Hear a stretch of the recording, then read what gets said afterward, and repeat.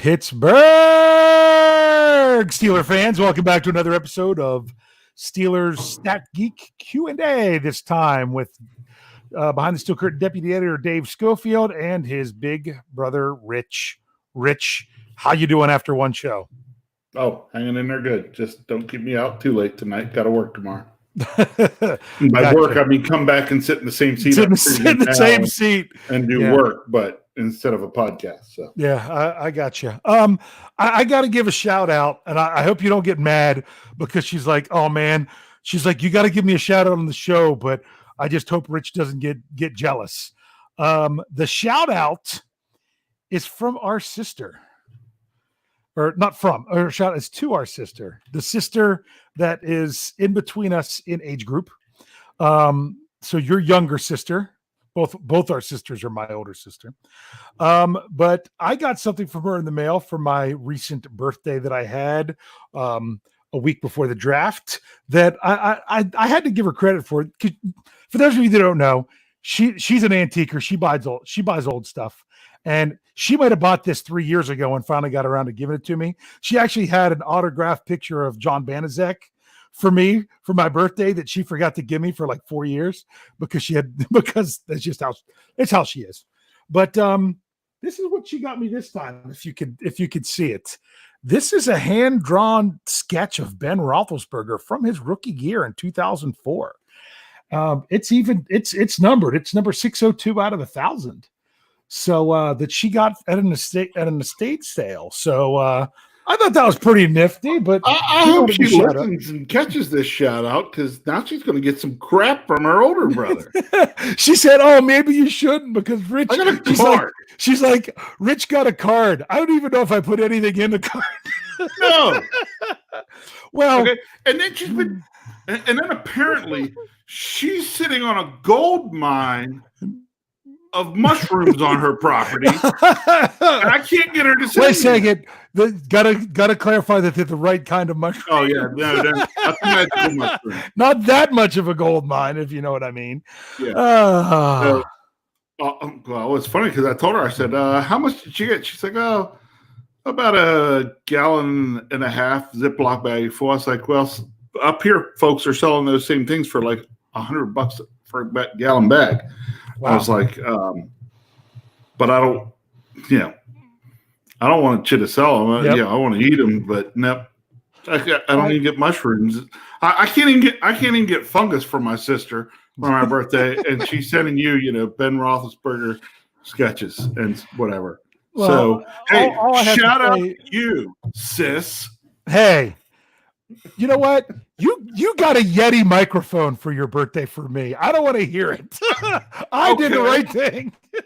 That's all right. You know what? That's all right. You know what? That's how we are sometimes. Like, I don't know if I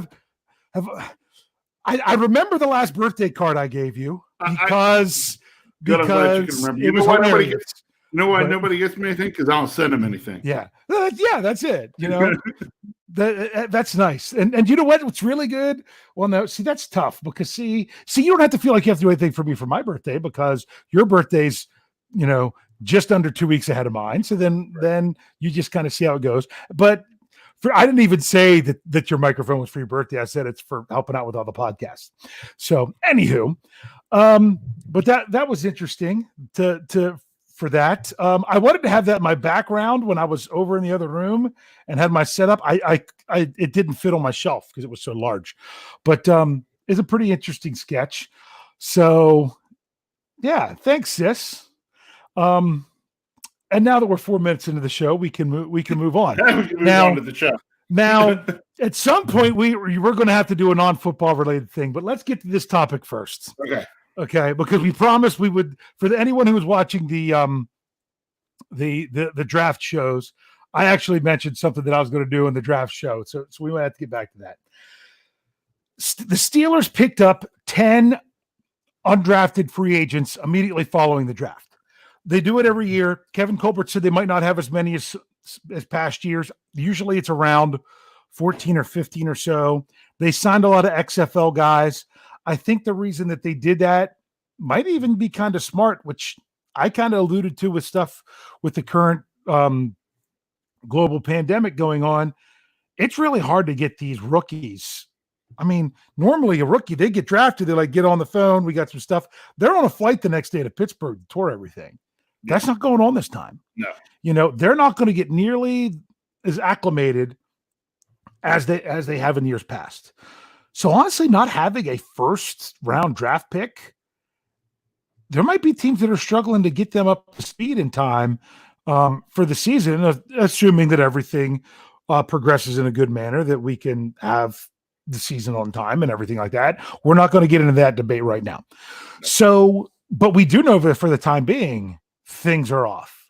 The rookie mini camps, OTAs, things like that. A lot of this being done virtually. So these players are going to be doing a lot of learning, but not much on the field activities. So the Steelers going with less undrafted free agents and maybe, and more XFL guys that have more experience might not have been the bad year to do that. But they did sign 10. They signed 10. And the question always is, most of the time you're like, in the words of Lance Williams, it's a dash guy. It's a guy that's just filling in.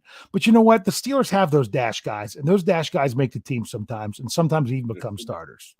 Ramon Foster was a dash guy. Mike Hilton was a dash guy. James Harrison wasn't even the Steelers dash guy. You understand what I'm saying? Yeah. So you get these players, so you don't want to just completely dismiss it. But at the same time, there's at least one player on here that people were actually surprised he didn't get drafted. And the Steelers got him. So that's the kind of players that you want to be looking for. So if you look at these 10 players, we're going to do one that's a category to himself. That's like not even like I had 3 in building order of who I think had the best chance to make the roster. Here's my honorable mention because it's an all or nothing. And that's only because based on his position, and that is the Steelers brought in another punter. They brought in another punter. They have 2 long snappers. They have 2 punters. Only one place kicker this year. Boz had a great year. No reason to hold the competition and have a roster spot there. But I do like that they have another punter. His name is specifically Corliss Waitman. He is from South Alabama and Mississippi State. I don't even know. I think I might even heard he didn't even punt last year in college, that these were numbers these were from a couple years ago. So he's got a chance. He's got a chance if he comes out and booms, but he's also got a chance to not even make it to camp because if there's a free agent punter out there, I know that Colquitt got cut. Saw that today. And with his dad, I didn't say the first name because I was afraid I'd mess up and say his dad's name because of his father playing for the Steelers back in the day. Who's to say that there couldn't be a reunion there of the family? But I'm just not going to say there. Okay, if they're going to get, Wes says they need to go get Dustin Colquitt. So there were some positions that were interesting.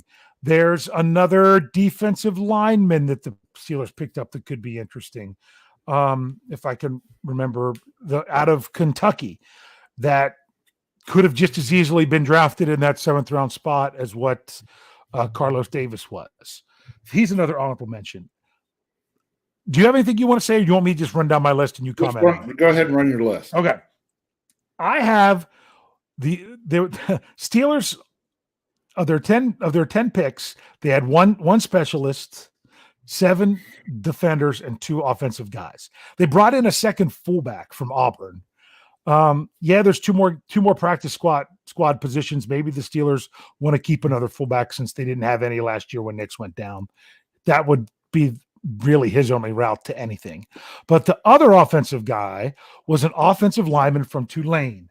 His name is Christian Montano. I messed it up. Montano, I'm pretty sure. He is a center/guard projected. He even played some tackle because they bumped him from center to tackle. He is out of Tulane. But a little bit more interesting than that, he's out of Tulane as a graduate student. He had already graduated from Brown and went as a graduate student to Tulane to transfer there. So I'm like, he already graduated from an Ivy League school. Yeah. So that's pretty interesting right there. But he's out of Tulane, 6'4", 300 pounds. He is a center/guard. Don't know if he's a guy to make the roster, but he is someone who would be specific to look at to see if he could stick to the practice squad. You just like those smart Ivy League guys because they're geeks like you. Well, yeah, I mean, hey, 6'4", 300 pounds.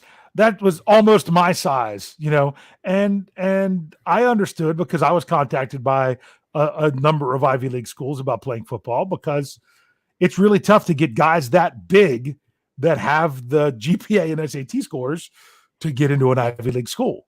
The problem with why I didn't go to an Ivy League school to do that is because they don't offer full athletic scholarships, or at least they didn't back when I was there, because of it being Ivy League. So that was just way up there. So that was my number 3. Number 2 I have is John Huston, the inside linebacker out of USC. He's got a chance just as much because of his position that he plays. Yep. 6'3", 220. If he comes out and really shows something, he could be the 5th inside linebacker, or he could replace Robert Spillane. I still don't know that the Steelers are done with inside linebacker. I could see them bringing in somebody else between now and August. And I'm still not ruling out Mark Barron coming back for a much cheaper contract. Yep. That is a position that could be looked at that way. So he was my number 2. Number 1, and I think everyone knows this one because before the draft, he was projected as a 7th round pick, and then he wasn't drafted, is the cornerback for Miami, Trajan Bandy, if I say that right. Don't know if I did or not. What's interesting about him, he's 5'9", 186 pounds. He's thought of as more of a nickel corner. He's only a junior. He came out early and did not get drafted. And he was like, for CBS Sports, he was their number 257th rated player. So they had him being one of the top 2 players not taken in the draft because there was 255 selections. Now, there was other players that weren't drafted, and players that were lower than that were drafted. I think that's interesting because the Steelers generally keep 10 defensive backs. And pretty much the top 5 corners, I think, are locked in. The only question is, are the Steelers going to keep 6 corners and 4 safeties like last year, or is it going to be 5 and 5? Right. If he plays well enough, he could give them a reason to go 6 and 4. So, or he could be that guy that's on the practice squad, or he could be that guy that was picked up, didn't do much, and doesn't even make it past a preseason game or 2 because they're bringing somebody else. But honestly, for me, if it goes to making the 53-man roster, I think mainly because a lot of people thought he would be drafted, has the best possibility. And there's one other reason. I want to read this. This was from his draft profile on the draftnetwork.com, which is where I did a lot of my stuff for my mock draft Mondays. Here was the summary on him. And just think of this and see if it reminds you of anybody. Trajan Bandy projects as a potential nickel or sub-package defender at the pro level. Bandy has appealing aggression to play, and his compact frame has given him some potent hits. But a lack of length and extension at the catch point tempers his ceiling in man coverage and will prevent from frequenting on the boundary. Instead, he's best charged with shallow zones and using his short area COD to match routes in the slot. Plus, he brings some effective charges as a blitzer off the edge. What I'm does that sorry. remind you of? Can we just replace that name and write Mike Hilton in there? Exactly. His draft profile for that, which this one was written at the very end of March. That draft profile just sounds exactly like Mike Hilton, another undrafted player like Mike Hilton. So we know Mike Hilton is coming in on his restricted free agent tender. As far as I know, he's not signing with other teams, and the Steelers have to make a decision. But that's what that sounds like. Because then another thing that makes him intriguing is if he's also there for the slot, if he's good enough to stick around and be the slot, you could see what some people think could be the answer of Cam Sutton playing as much, if not more, at safety than at corner, especially in sub packages. Very possible. So because he's better deep than any other safety that the Steelers have. So I don't know. Yeah, Wes says sounds like Hilton. So Hey, I thought that was I wanted interesting. to address something popped up a little earlier in there. Okay. Thanks, Mean Joe was asking. He said, in the first show we covered our thoughts on Claypool. Wanted to know if we give our thoughts on Hightower. On Hightower is Or the Highsmith. Yeah, Hightower. Yeah, we all call him Hightower. Okay. On Highsmith. That's next week. So stay tuned. Yep. There. Thanks, Mean Joe. We've got time. I'm excited to talk about him, but not tonight. And we'll. I don't want to say anything on there. I'm thinking about some stuff with him and something else. Believe it or not, in our contest, and I forgot to say this in the last show, I need to reach out to the 5 people who picked Chase Claypool as the Steelers' first draft pick in our contest. I've got to reach out to them and say, here's the deal. This is what's going on. If you're one of those people, it's on my to-do list. But unfortunately, my to-do list is not getting to done. But believe it or not, there was one person that picked Highsmith for the Steelers' second pick. Only person who had that name on the whole contest. And it was one of our writers. It was Shannon White. Mm-hmm. Picked Highsmith. Then he liked him going to the Steelers. So I thought that was pretty interesting. So do we make you tell the story that we mentioned before? When we were gonna have downtime on Thursday's show, my job was to engage the live chat. That was my job. The problem was when I was lagging 5 seconds behind everyone, I couldn't even talk. So I couldn't ask questions on there. And it didn't matter. Lance was doing enough talking for everybody. So sorry, gotta love yes, you. Yes, he was. So, but we didn't get to engage. Pause somewhere. Lance was jumping in. Yep. Yeah. Well, that's because he wasn't lagging, so we didn't have to worry about that. So kudos to Lance finally getting. Lance used to be known for his bad internet connection, but he's on it now. We were going to engage the live chat with some various things, with various Steeler things, and some other non-Steeler things. We were going to do some trivia. We were going to have the guys on the panel, the guys on the show. The first one I was going to say is, what was your first Steeler game you attended live? Everyone's going to have to say which game it was. The live chat was going to decide. One person was going to have to tell the story about their first game, but you all were going to decide. I had some various other topics. One of the topics I was going to do when I knew you were going to be on the show, when you ended up being up there all night, your feed was ahead of everybody else's, so you got to say what the picks were. I was getting the picks across on TV faster than anybody, so that was good. Yes. So that was good.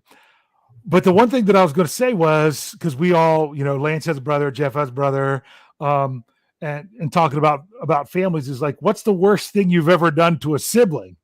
And I was setting up for you to have to tell of the story about how you once got me struck by lightning.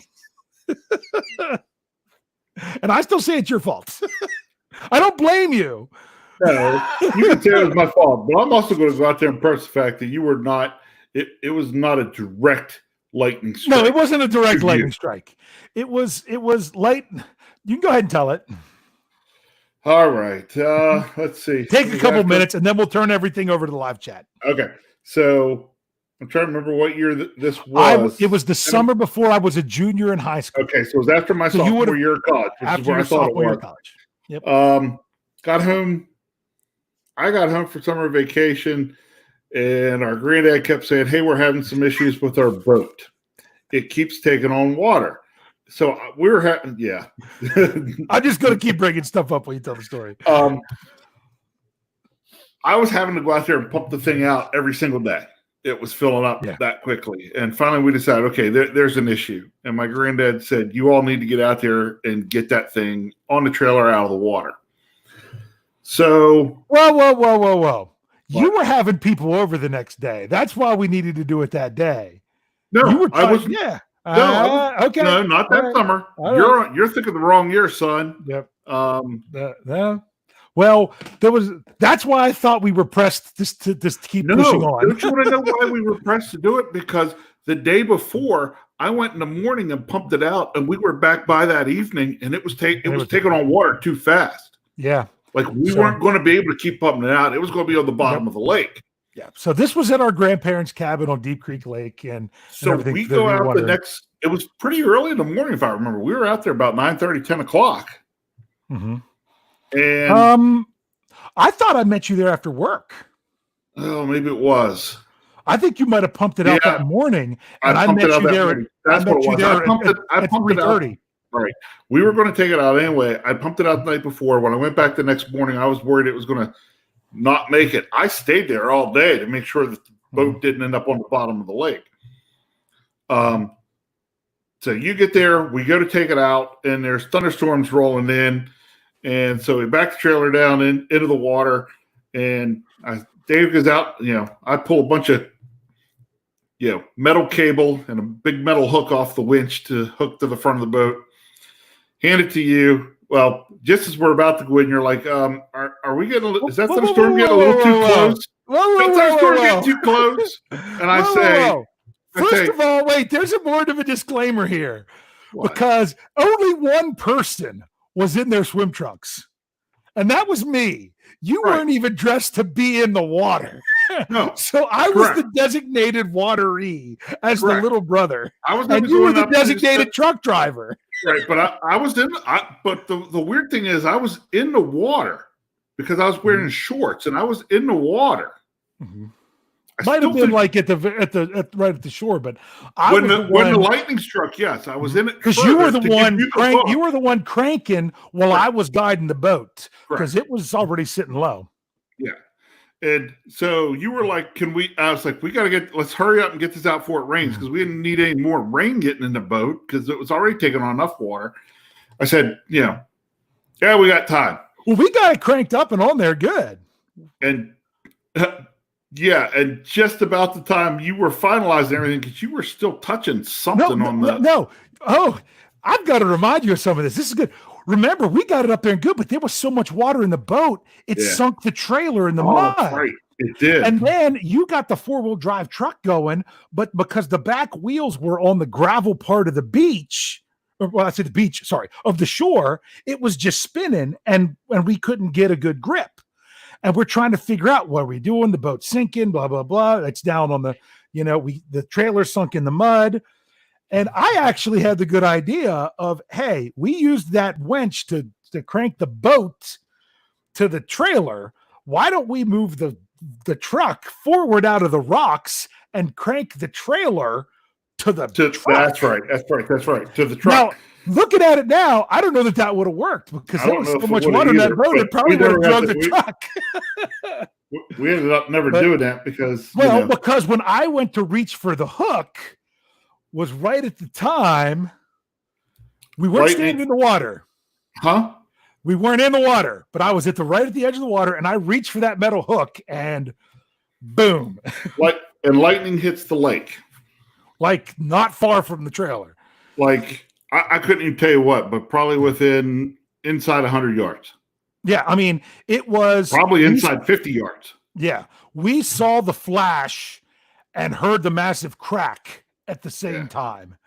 And luckily I hadn't really grabbed a hold of that hook to do that. I was just reaching for it and it sent me back, didn't it, Ro? And you were much faster than me, but I think I ran faster than you. Yeah. The only time I think you ever got anywhere faster than I did. Mm-hmm. And I even had the head start, except for the fact I hadn't been hit by lightning. So, after partway up the hill towards the cabin, I kicked it into cruise, and you were having nothing of it on up the hill. And the thing that just freaked me out the most was all the hair on your arms standing up. Oh, I know. That was weird. That was weird. So it was fun. Let's get back to the show. So I'll tell other stories about you at other times. So yeah. But that was something that people were like when we were doing the show on Saturday, like, oh, I'm like, we'll share it on Q&A. So we did. So right now, it really was not one of our brighter moments, except for the fact it wasn't. We should have cleared out of the area. Yeah. Well, once we got it on the trailer, once we got the boat on the trailer to where we knew it wasn't going to sink, we should have abandoned everything, waited till everything was done, then gone back and finished. Yeah, because it wasn't getting any lower there. So, nope. Yeah, the question was, were we going to be able to try to fix it before it got dark? But anyway, I'm turning it over for questions and stuff from the live chat. From where I typed that in there, we've got all good, at least 10, maybe 15 minutes to do some stuff. Hold on, I got to answer Thaddeus. Thaddeus, no, we do not own the cabin anymore. We sold the cabin in 11, something around about there. Yeah, somewhere around there. And it was before our grandmother passed away. It wasn't that she needed like the money from it. It's just every year the taxes on the place cost twice as much of what they paid for it in the first place. Yeah. Yeah, the taxes were more than what we paid for what my grandparents initially paid for the lot. And it's funny because if you were looking at it from the water, it was massive house, massive house, massive house, our cabin, massive house. It was a cabin that our granddad built out of basically wood from an old barn. Oh, hello. And we loved it. Hold on. See, you don't remember. See, I helped build that cabin. I remember as a kid sitting there playing in sawdust. Well, anyway. That's what I remember. But just so you know, there are Thaddeus that I'm only about 10 minutes from there now, and I still fish there, which is why when Dave brought it up over the weekend. When Dave brought it up over the weekend, he was like, "Oh, you got me struck by lightning," and I had to bring up and say, "Hey, I was actually there yesterday, right about the same spot, fishing, hauling in fish left and right." So yeah. And and believe it or not, then there the other day on Sunday when I had Kyle there today, I was actually, then thinking about, looking at that shoreline and thinking about that since you brought it up. So, yeah, good time, good stories. If we were wondering, Thaddeus, we were right across from Sky Valley on the lake back in. Yep. So all right, let's get back to the questions. Yeah, you said questions. We got a ton now, and they're well. Let's like Wes was the next one right after DeWitz. He said they wanted McFarland or they waited on an RB, and he was the best that was left. I don't know. Give your theory because I like your theory on this. With me, yeah, I think that they thought. I think they liked McFarland as good as anybody, and that they knew that they thought they could get him later. So they did. So they didn't take a running back with their top pick. And if they weren't going to get him later, then they didn't want one at all. So I think he's got the widest range of anybody, meaning he could end up doing something really great for the Steelers, or he could end up not making the team. He's the biggest question mark of them all, and we'll see. So we'll talk about him in a few weeks. So that's someone else asking about seeing McFarland on the roster. And that was my thing about after day 2, when the Steelers didn't draft a running back, I'm like, don't. Because if you're not upgrading your room, why are you adding somebody else to the room? But from what my understanding is, the Steelers did feel that was an upgrade. They felt that they were getting a second-round running back in the 4th round because looking at his 2018 rather than his 2019 when he was injured. There are some red flags with him, and we will talk about that. I currently put him 4th on the depth chart when I had to do a depth chart after the draft, but it's so hard to put him anywhere. You always put the rookies a little bit lower than what you think. Ever since they, Devin Bush, I still put him at 3rd last year. People told me I was crazy. He has to start. He's a top 10 pick. I'm like, I don't think it's going to be week 1. And I kind of was right. He played a lot, but they intentionally kept him from starting. So that's what you kind of do with the rookies. And I get a big jump because you guys are going crazy. Yep. Okay. Some Wes was saying that Canada wanted McFarland. I don't know if he did, or I don't know if they said that he gave insight to it. There's more information coming out that the fans are thinking that Matt Canada means a lot more to this team than what he's really going to be. So, or it could be the Steelers downplaying it. Okay. Steelers fan 74. Great question. He says, with more players getting a helmet on game day, what position gets more players? The only way that instead of having 46, a team has 48 is going to be they have to have one extra offensive lineman. In order to dress 48, you have to have 8 offensive linemen dressed. So therefore, where you're going to do with the other one is probably going to be one who can play special teams And 2, if you have someone who you wanted to try to play but could be questionable due to injury, then you might go with that position. I don't know that it's going to be the same all the time. And if they ever do the thing where you bring up a practice squad player and you can dress them and have them go right back to the practice squad up to 2 times in the year without them going to waivers, that's going to be mainly because of injury.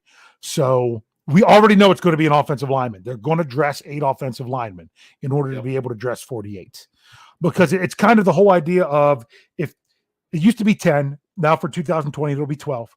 If you don't have 10 practice squad players all season, you're not allowed to have guys on your practice squad where it's their 3rd year on the squad. That's just the rule they have in the NFL to incentivize teams to keep guys on their practice squad to keep that full. Because if not, especially towards the end of the season, guys might be like, you know what, we don't want to pay these guys. We don't want to pay the money. We're only going to have 6 guys on the practice squad for the last week. If they do that, the next year, all those guys that have rostered that are on their 3rd year of being practice squad eligible can't go on that team. They have to go somewhere else because that team can't have any of them. So just some interesting rules that they have here and there. But yeah, there are up to 12 practice squad guys for 2020. So it's not going to be a 55-man roster, but it's going to be a 53-man roster with 12 practice squad guys, where 2 could be moved up for a game if they need to.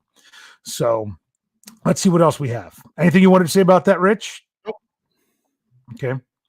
Mark Tobin wanted to know, this is the $1 million question. Maybe I should say this is a $1.5 million question. Will Daniel McCullers finally lose his job, or does he still have the front office held hostage? Wes can't stand the 7th round pick of the Steelers. And I haven't watched him enough to know. I haven't watched his tape. I just know his measurables. So I just haven't got that far. So I don't know about that. All I know is this. There's no reason, eventually he's just going to have to get, it's going on a 7th year. Eventually he's not going to make it. But yeah, like Jeff says, he's got pictures on somebody. So let's see. Robert said Lance thinks that McFarland would have the biggest impact on this rookie class. I'm not going to say he potentially could, but like I said, he's the biggest question mark out of them all. I would say out of any of the draft picks, he has the biggest potential to be a bust. But then again, he also has as much a potential to be a superstar, because, watch the 2018 Ohio State film and you're like, it's kind of hard to knock the guy. But at the same time, there was one report, I know some things were debunked about some different things. I don't know about this one specifically. This one I'm pretty sure was from an SB Nation person from the Maryland area, did make a statement that and like I said, it might have been figured out to be untrue. I haven't seen that it was debunked, but I don't know. Just the fact they put it out there that the team told him to go to the draft, that he wasn't really in their plans for next year. So I don't know if that was really the case or not. I don't know if that was because of attitude or because of just other things, but that's what happens. Sometimes good players are in bad situations, and sometimes bad players are in good situations. It's really tough. Okay. So, Youngin was saying about the story took too long, but he actually really liked it. So, okay. So, no, I'm not bringing that one up. That one story per week. That's one of those stories I'm going to hold for another night. Yeah. Well, you'll probably mess it up. I got the better version of it. Whatever. Yeah, no, you're not telling the better version. You're telling the tainted version because you don't want to look like a fool. I'm telling the right version. Whatever. You know what? We'll get our sister on here to tell it, since she was the one. Yeah. No one else was there. I was the only person there. You were out there with Freddie. I was not. I was alone. Because I had to call for people, and I went. We'll get to that story some other time. Yeah. Of course, this is brothers. Keep going. Yep. Okay. Wes says he thinks I'm wrong that McFarland was not a good pick. I'm not saying he was a good pick. I'm saying that was what the Steelers had in mind. I did not like the pick initially at all. When we were on, Brian and I were in the air, we hated that. We're like, why take a running back here? Once I got to understand the Steelers' thought process behind it, I'm a little bit more open to it.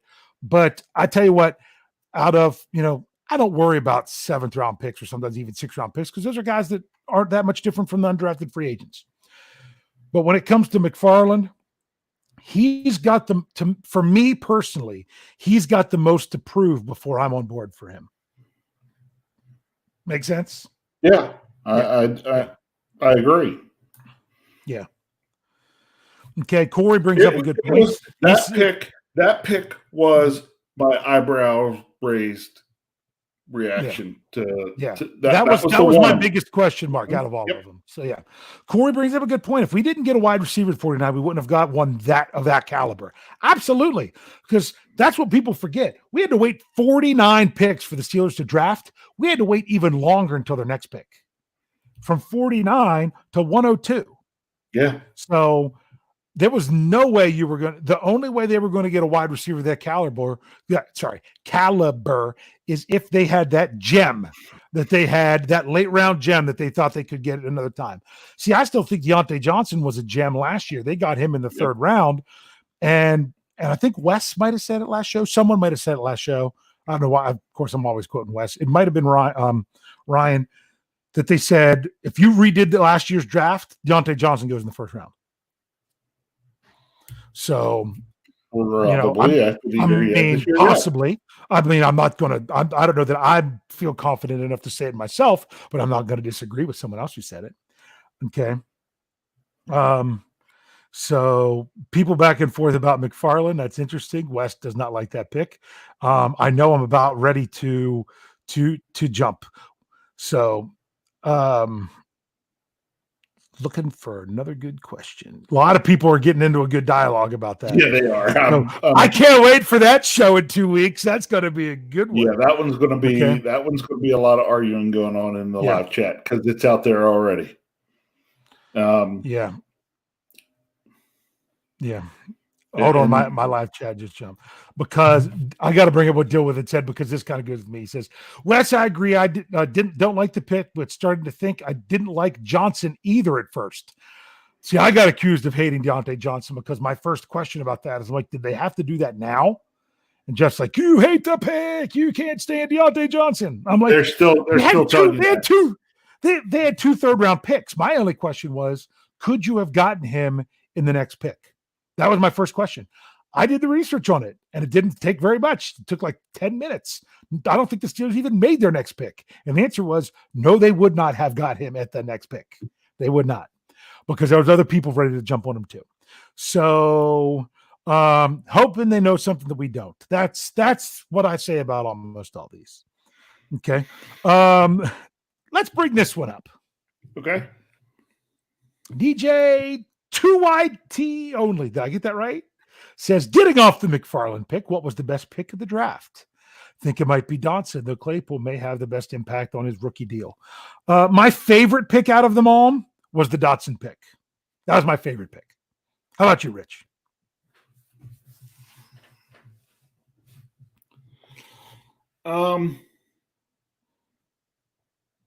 The one I ended up jumping on to, although they took a little heat, they may continue to take a little heat on this one. I like the Highsmith pick. I really do. Mm-hmm. I think him coming in, this guy, and getting a chance to, at best be number 3 on the depth chart and get some snaps and be out there with Dupree and Watt.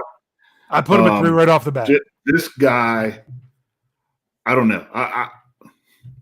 He's one of those. In a couple of years, you could be like, oh, we took him in the 3rd round. He's not all that bad, or he could be. He has just as good a chance of being the guy that's like, wow, how in the world did we get a guy like this in the 3rd round?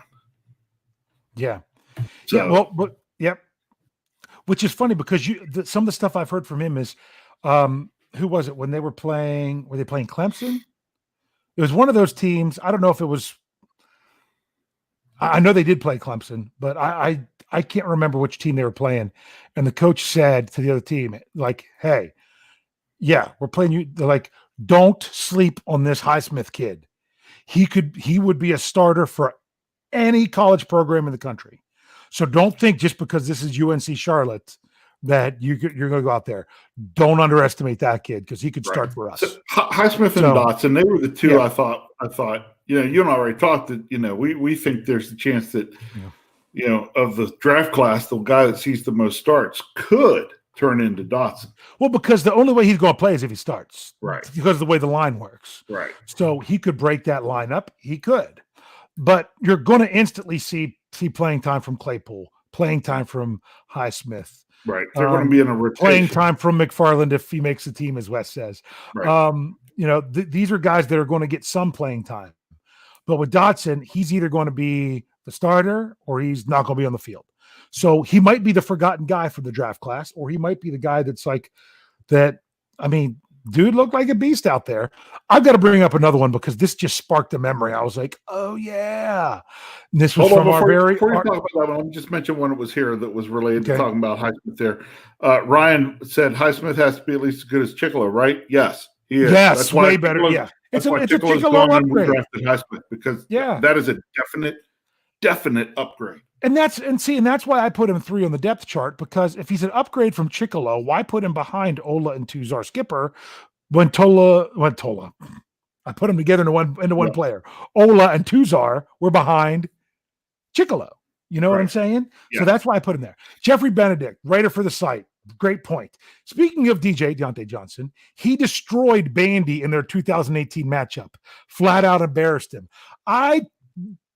That's where I do that guy from for Miami, because I went back and broke that down for the podcast last year, that the best thing to look at Donte Johnson coming from a small school was how he tore up against Miami. And I guess that was one of the guys that he was out there against. And that makes so much sense now. But that I do believe is true, Jeffrey. So thank you for sparking my memory. And Wes confirmed that was him that said in the last show. So as you can see, I'm a little bit behind on the live chat. So we'll go for a few more minutes here. So anything else that you have? Nope. Go ahead. Okay. Nope. My thing just skipped. So I didn't even tell, I didn't even tell people about the whole super chat feature, but we're getting to the end of the show. So I don't know if that's really worth it, but, Wes says that Uche was overdrafted. You want to talk about overdrafted? Who did all the Steelers fans want in the 6th round? We all wanted the safety / linebacker from Clemson. Yeah. Tanner Muse. Yeah. He went pick 100. He went before Highsmith. If we'd have taken Muse at 102, Steeler fans would have been out of their mind. They're like, we want this guy, but not here. But see, that's why you never know. That's why you never know. We would have spent the rest of the day talking about fire Colbert and fire Tomlin and fire. Yeah. Yeah. So you brought up Ryan's and said about being good, just as good as Chickalo. Cree throws in, if Highsmith translates his college game to the NFL, he's going to be very special. Yeah. Okay. Yeah. But it's just like a Donte Johnson. How much does the small school translate to the NFL? We'll see. Gyro wanted to know if he thinks if we could have traded down from 49 and still have gotten Claypool. I saw a story that Green Bay was trying to trade back up into the 2nd round to draft a wide receiver. And Claypool and Mims were 2 of the names that they were still looking for that were still available. Yeah. So if the Steelers would have traded back, well, let's just say if they would have traded back with Green Bay, guess what? Then they wouldn't have got him. Right. So, yeah, I'm okay with them. See, Jeff thought that they would trade up or trade back at some point in the draft. I'm okay that they stayed pat with everything. Yeah, there was this time. I don't feel that they would have. They would have traded back. There was no way to trade up. We didn't have the stock to be able to trade up. I just didn't think that we'd be getting enough value in trading back. Yeah. Yeah. That I was more worried about what they would miss out on rather than the picks they would gain. And to gain a high pick, they would have had to trade it back very far. Not having a first and not having a fifth. That's what really, and the fact that you went from 49 to 102. You didn't have a third. Right. I mean, you had a third, but it was your comp pick. Yeah, it was your comp pick. Because you didn't have your third. Right. So now not having the fifth, yeah, but the reason they didn't have a fifth is because, and that's another thing a lot of people were messing up. They're like, oh, the Steelers don't have a fifth round pick because it traded for Nick Vannett. No. They traded Joshua Dobbs for Nick Vannett because the pick they got for Dobbs was the pick that got shipped out there for Vannett. That was that trade. And people were screaming to trade Dobbs for a tight end. And what do you know they did? The trades just happened 2 weeks apart because that was the exact pick they got. Their pick went to Miami in return for Miami's fourth pick.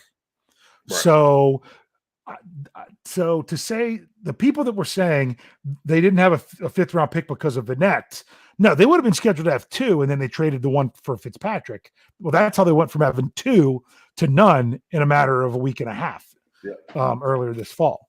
So I'm okay with them not having the fifth because they got that extra fourth. Yeah. And that's what got them Dotson. Wes, I know we bring up a lot of your stuff, Wes, but you say a lot tonight. If Highsmith becomes a player in the NFL that he was in college, Highsmith and Watt, when Highsmith finally starts, are going to shatter the NFL sack record. So the question is he going to be Bud Dupree's replacement if Dupree moves on? I think this is a great situation because you get to kind of have an idea what you have in Highsmith this year. Yep. I had fought for this. I had said this. I had told people, why don't count out edge rusher in this draft. Don't, because, but they tagged Dupree. If they don't sign him long-term, you need someone to step in. You didn't bring back Anthony Chickillo, which was the smart move. You need a third guy. This is the perfect chance to have that guy as part of the rotation and then see if he's worth it. If he's going to be what you need for that. Now they could sign Dupree before July 15th, and then it is what it is, So part of the reason, honestly, in the back of my mind, Bud Dupree signing his franchise tender on day 1 of the NFL draft earlier that day is what had the Steelers taking an edge in round 3 and not in round 2. Maybe, So I don't know. We'll see.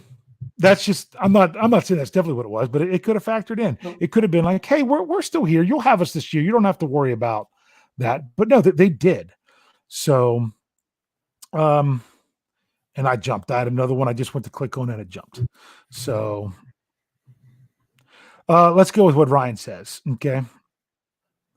He says, looks like their draft was mainly for depth, which isn't a bad thing. We said that going into it. Yep. But you didn't need any starting pieces. Correct. He's some in the starting spots down the road. Fitzpatrick was their superstar for 2020. It is a win.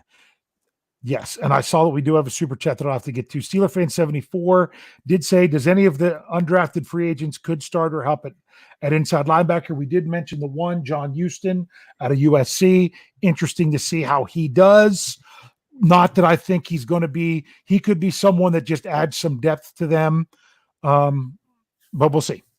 So I got to make sure I get to the super chat, and it's not coming up. Just me. You did it. You gave us $12 into the tip jar using the super chat, and I don't have anything from you. So if you have another comment after this, I will make sure I bring it up. So, but we're only going to be here for a few more minutes because it didn't show up. But we do thank you for the $12 into the tip jar, and we appreciate that. So, Robert says he loves our first 4 picks after watching the tape. The biggest thing with McFarland is if you're watching highlights, it's easy to get super excited about him. Yeah. That's the thing. Okay. I like what Mark says. Mark says, let's pray Highsmith can fill in. Otherwise, we will be back to taking pass rushers in round 1 next year. Yeah, it would be really nice. Really nice. It would be nice if he pans out and gives yeah. us that flexibility going into next year. But if he doesn't, and we're stuck needing to take an edge rusher, and then everybody knows we're going to be taking an edge rusher first round next year, that's just back to the Steelers getting locked in where they know they have to take a position. Yeah, I'm bringing this one up to clarify. This is not exactly correct. This is the roster does not go from 53 to 55. The roster is still 53. The practice squad goes from 10 to 12. The active roster on game day goes from 46 to 48, as long as one of those is a lineman. And every week you can bring 2 people from the practice squad to your active or up to play on the active roster, in essence, without cutting anyone, in essence, giving you 55 players. But then after the game, somebody has to either be cut or go back to the practice squad. Right. And a practice squad player can have that happen 2 times a season before they're exposed to waivers. So you cannot keep 55 out of training camp. You can keep 53 and 12. Then you can bring up 2 for a game. So the answer is it's kind of 55, but not exactly 55 because you can't keep them to start. I hope that helped clarify. 10:48 p.m. You got something from just me that I think you should go ahead and just put up there. What that says? 10:48. Yep. Okay. There we go. Because I just saw one that said night all. Yeah. You went back. Says no comment. Just love the show. Thanks and stay safe. With that, you know what? We appreciate those. Those are great. We want you all to stay safe, and we hope that us coming on here and talking for a while, and you all talking. I'll be honest with you. When I listen to other people's shows, it's as much to be able to talk to you guys in the live chat as it is to listen to what they have to say. I love it. I hope you all love it. It's a great forum. For those of you listening on podcast form, you probably just enjoy the podcast. If you ever get a chance to catch a live show, it is a lot of fun being able to communicate in the live chat. If you want to know how I had fun. Got home late Friday night from fishing, and you guys still had shows going on.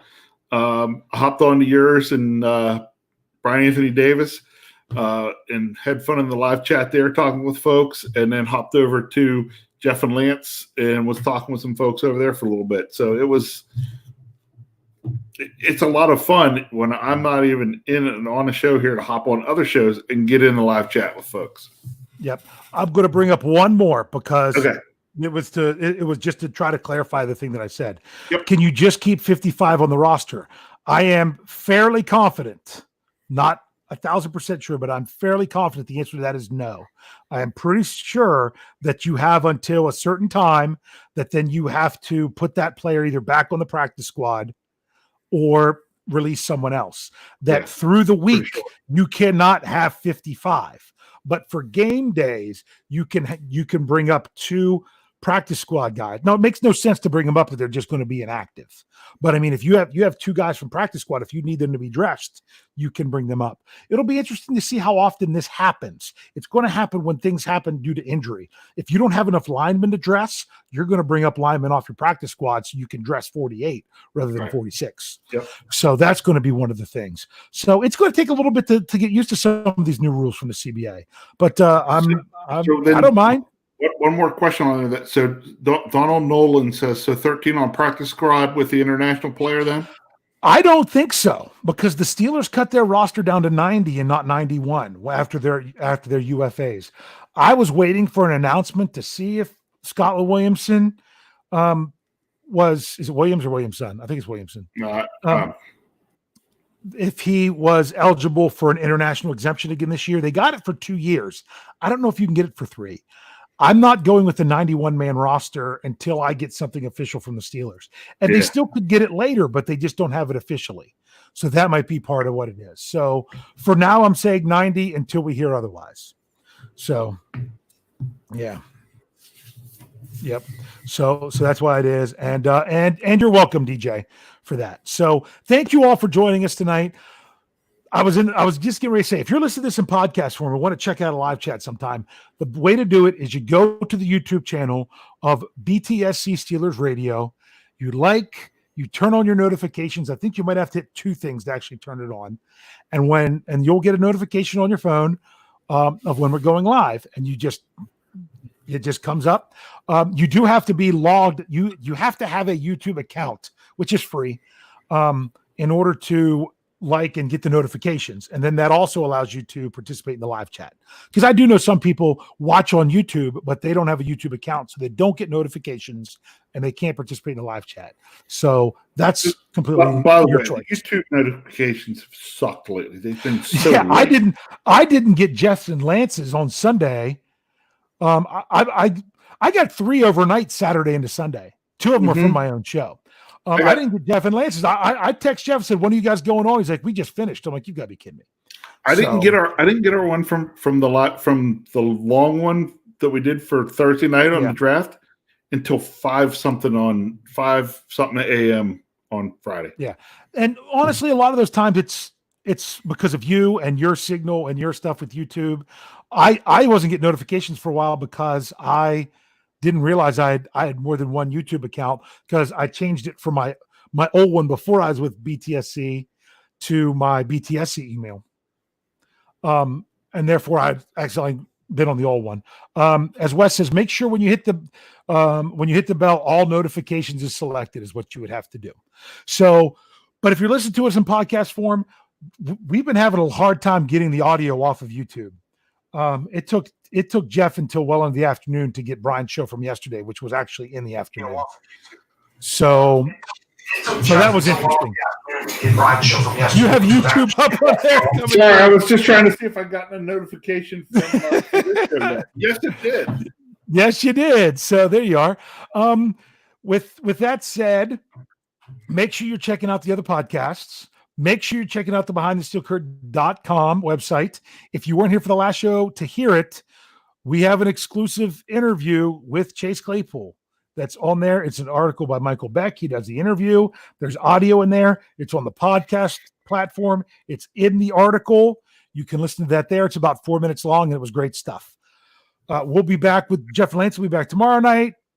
Brian, Jeff, and I will be back on Thursday night for the preview show. Lance on Friday. Tony's new show on Saturday. Looking forward to that. Got to make sure you tune into that one. Jeff and Lance for Homer and Hater on Sunday, and Brian and Tony back on Monday. Rich, anything else you want to say before we head out? No, just thanks everybody for coming tonight. We'll see you again next Tuesday. Yep. Hey, you guys are our Steeler family. Make sure you are staying safe out there so we can see you again next week. And that you tune in, tell a friend, and subscribe. Thanks for geeking out with us.